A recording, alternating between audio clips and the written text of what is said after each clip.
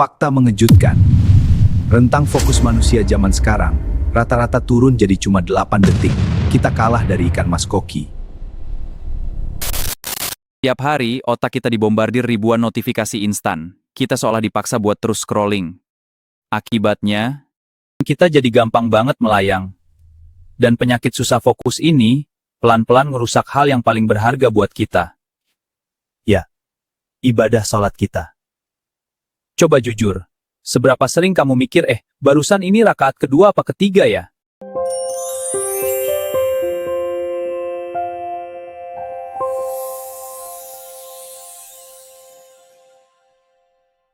Halo, saya Maulana.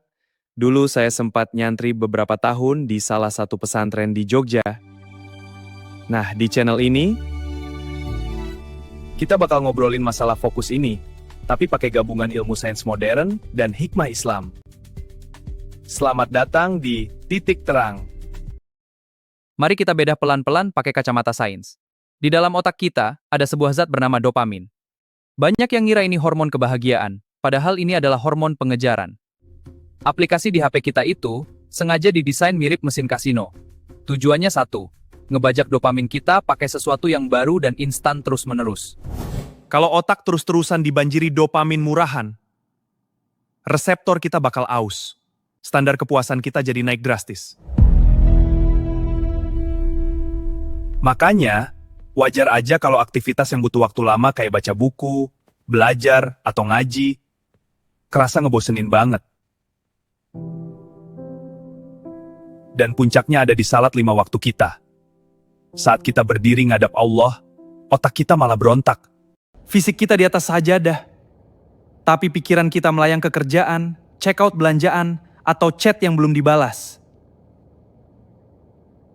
Padahal, kalau kita buka Al-Quran, Allah kasih satu syarat mutlak buat kita yang pengen sukses di dunia dan akhirat.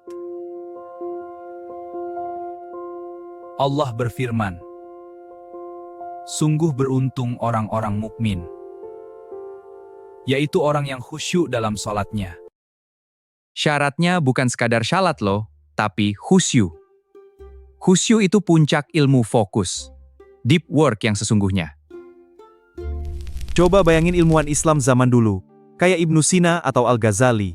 Rahasia mahakarya mereka, ya kemampuan menguasai seni khusyuk ini. Mereka melatih otak biar nggak gampang keganggu. Fokus luar biasa di atas sajadah, mereka bawa ke meja kerja sehari-hari. Bahkan, Nabi kita udah ngejelasin kalau level beragama tertinggi itu namanya ihsan. Kamu tahu artinya apa? Ihsan itu beribadah seolah-olah kita melihat Allah. Dan kalau kita nggak bisa melihatnya, yakinlah bahwa Dia melihat kita. Nah, itu dia level fokus tertinggi. Secara sains, syalat itu sebenarnya dopamin detox paling sempurna buat ngeriset otak kita. Pertanyaannya, gimana dong cara meraktekinnya? Tenang, mari kita coba 3 resep simpel ini mulai hari ini. Jeda transisi. Jangan lari tergopoh-gopoh dari meja kerja langsung takbir. Jadikan wudhu kamu sebagai momen pendinginan. Tarik napas pelan, rasakan airnya. Wudhu yang mindful perlahan nurunin gelombang otak kita dari yang tadinya tegang jadi super rileks. 2. Puasa layar. Minimal 10 menit sebelum adzan, jauhin HP dari pandanganmu. Masukin laci kalau perlu. Kasih waktu otakmu buat napas. Susah lo nikmatin syahdunya syalat kalau kepalamu masih muter mikirin feed TikTok. Dan yang ketiga, pahami maknanya. Otak kita cerdas, dia bakal bosan dan nyari pikiran lain kalau nggak ngerti apa yang mulut kita baca. Coba deh, luangin 5 menit aja sehari buat hafalin arti bacaan ruku atau sujud. Rasain bedanya.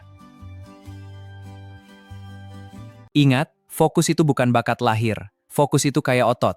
Harus dilatih terus. Dan Allah udah kasih kita tempat latihannya 5 kali sehari.